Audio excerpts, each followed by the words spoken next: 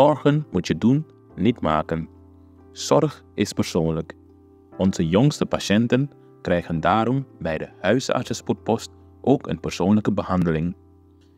Onze artsen zijn zeer bekwaam in het opvangen en behandelen van uw kind. Huisartsenspoedpost Suriname. Uw zorg is onze zorg.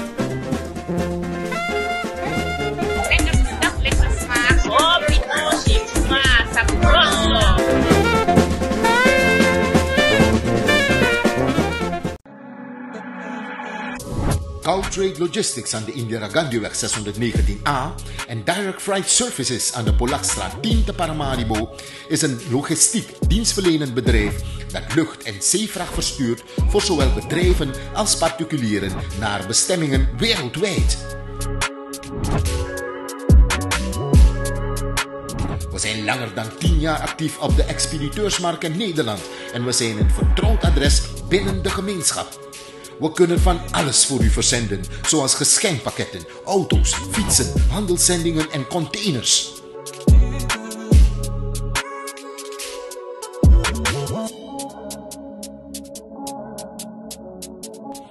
Trade Logistics aan de Indira Gandhiweg 619A en Direct Freight Services aan de Polakstraat 10 te Paramaribo hopen u binnenkort te verwelkomen in een van hun vestigingen, zodat u zelf onze kwaliteit en service kunt ervaren. Tot gauw!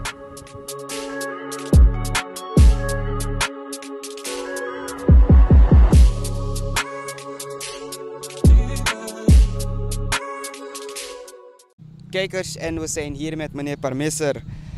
Meneer Parmeser, hoe gaat het met u? Met mij, met Gods wil gaat het goed. Ik heb behoefte om met u even te praten en te wijzen op de achtergrond. We zitten op onze onafhankelijksplein. Een plein wat we koesteren, etc. En kijkt u waar, dat wordt thans gebruikt als een parkeerplaats. Kijkt u maar naar de beelden. Vanmorgen was het bomvol. En nu zijn een paar mensen weggegaan. Maar dit is een paar dagen gaande. En daar wil ik laten zien. En dat ik niet me zo uit mijn duim zuig en dingen verzin. Dit kunnen we niet toestaan. Onze waarden en normen, daar heeft deze regering lak aan. Ja toch? Dit plein is eigenlijk een symbool, onafhankelijkheidsplein, etc. En dan moet een mooie grasmat komen. Sinds deze regering is, heb ik gezien hoe dat vernietigd is. Niet eens goed onderhouden. En voor mij, dit kan niet. Met alles merk je dat deze regering, eerst konden ze niet met het volkslied omgaan. Ja, de protocollen worden niet in acht genomen op diverse gelegenheden. En nu gebeurt dat overmaat van ramp dit ook nog. Alle symbolen, etc. Dat wordt niet met het nodige respect behandeld. En ik neem een uitstapje als ik dit bekijk. Ja, dat we hier vlak voor onze neus, dat we hier tegen moeten protesteren. Daarom vraag ik u aandacht via u ook. Jammer dat de DNA-vergadering niet door is gegaan. Anders had ik het daar zeker ook geprobeerd. Om dit onder de aandacht via het parlement van de samenleving te brengen. En de relevante autoriteiten op te roepen dat dit niet kan. Dit kan absoluut niet.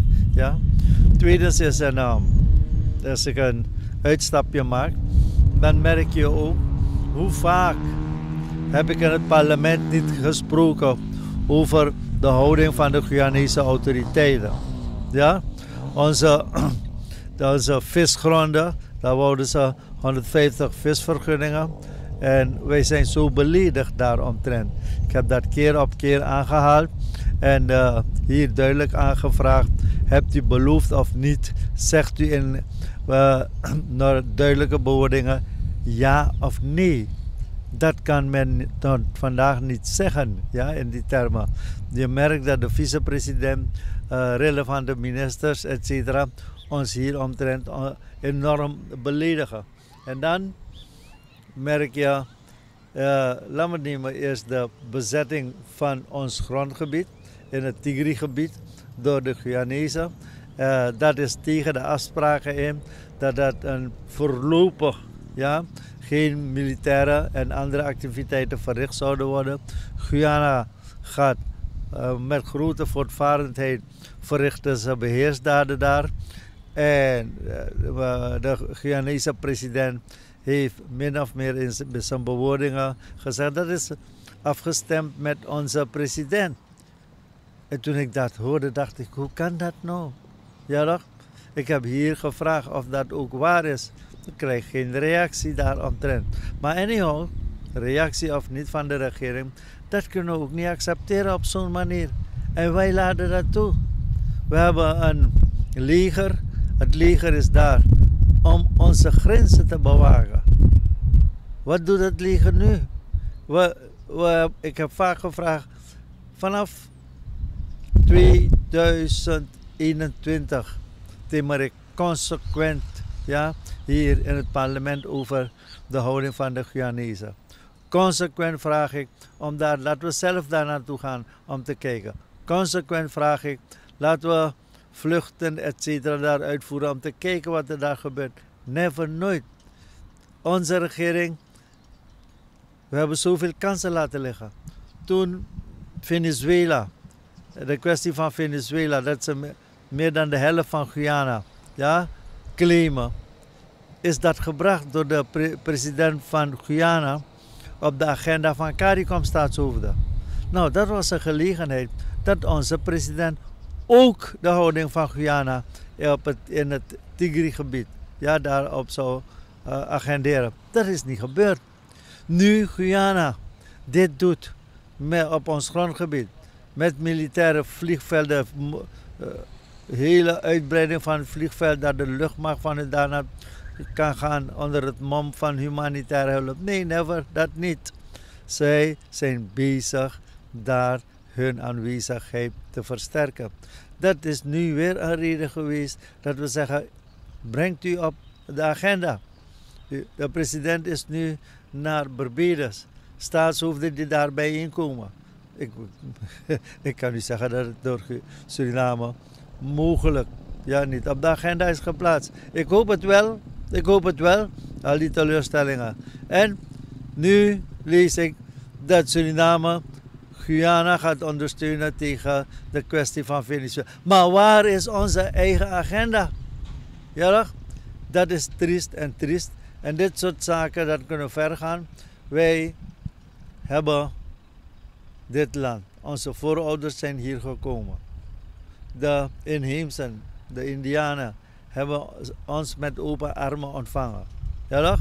Onze voorouders hebben geploeterd in moeilijke omstandigheden. Slavernij, contractarbeid, noemt u maar op. We hebben goed door de Almachtige, een pracht van een land. Met alles wat je kan voorstellen.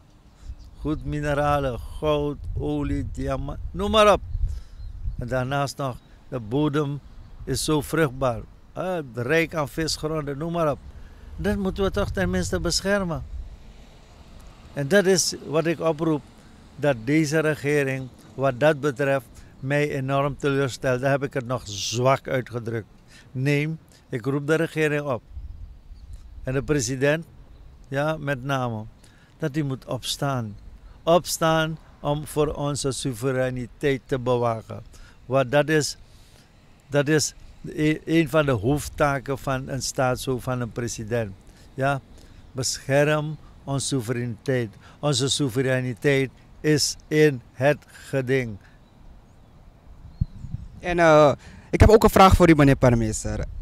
We hebben gezien dat de regering heel wat nieuwe pick-ups heeft gekocht voor KPS, Ford, Isuzu.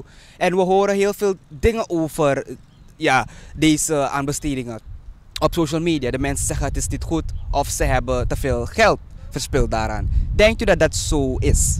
Ja, dat is in die zin van, daar kunnen we als volgt op reageren. 1. Deze regering heb ik continu aangehaald vanaf medio 2020, ja, toen de regering hier kwam, etc., heb ik aangehaald dat ze non-transparant zijn. Als er één woord is wat we kunnen gebruiken over deze regering, is non-transparantie. Er is een lijst van meer dan 150 corruptiegevallen wat deze regering betreft. Aanbestedingen, dat gaat zo subjectief, om niet te praten corruptief. Ja? Wat we hebben gezien, gehoord via de media, dat ongeveer 150 voertuigen aangeschaft zouden worden voor de politie. Hoe die aanbesteding is geweest, mag Joost weten. Dat weten we niet eens. Dat moet je met een openbare aanbesteding doen. Je wil 150 en nu hoor ik meer en een voertuigen kopen. Goed. Daardoor alleen met voertuigen heb je de criminaliteit niet bedongen. Criminaliteit, om dat aan te pakken, zijn veel meer zaken nodig. Ja? Laten we dat goed vaststellen. Ten tweede, je koopt zoveel voertuigen.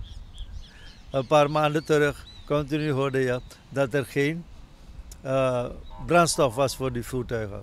Nu koop je zoveel voertuigen en dan de vorige week, vernam ook via de pers, dat zij geen brandstof hebben. Ja toch? Dus het is op zijn minst chaotisch, grappig, non-transparant. Dit beleid is niet duidelijk, ja, wat er nu hier gevoerd wordt. Nee, is een en al ondoorzichtig.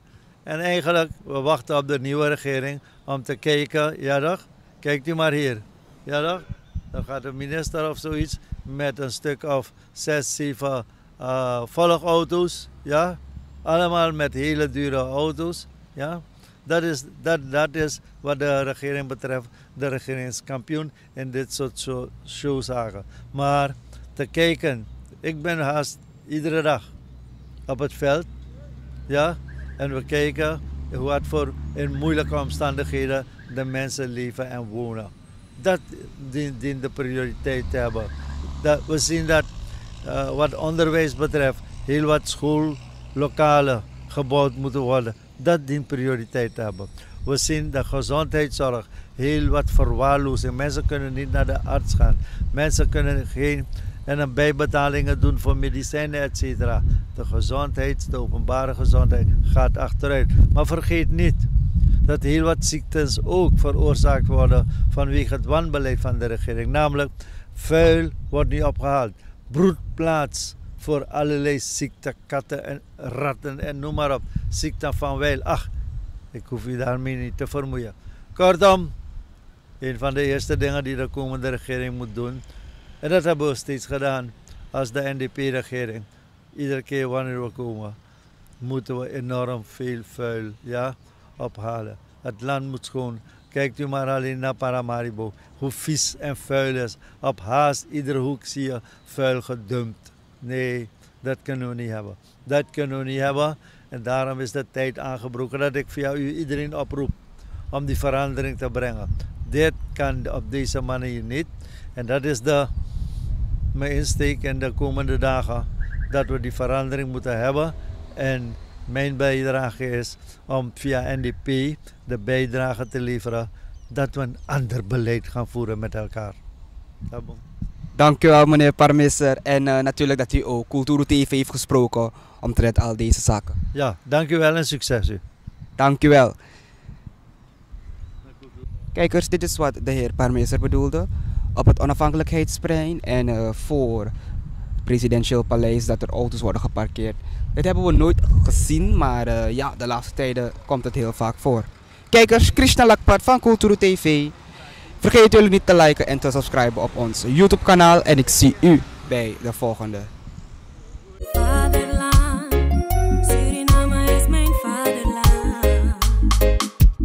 Vaderland, Suriname is mijn vaderland. Suriname. blijven altijd dichtbij, je sapt toch? In Meati, Srana.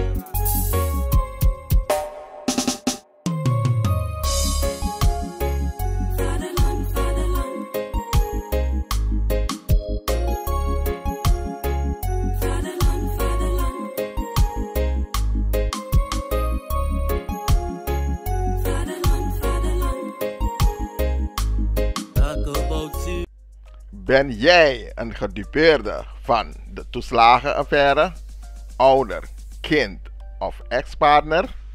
Ga dan naar stichtingherstel.nl. Herstel met dubbel L.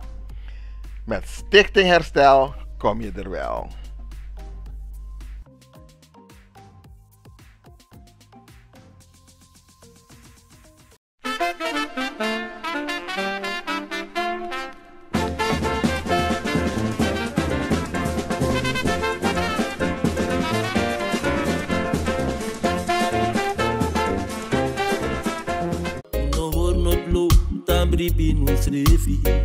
Una de Westra Namang.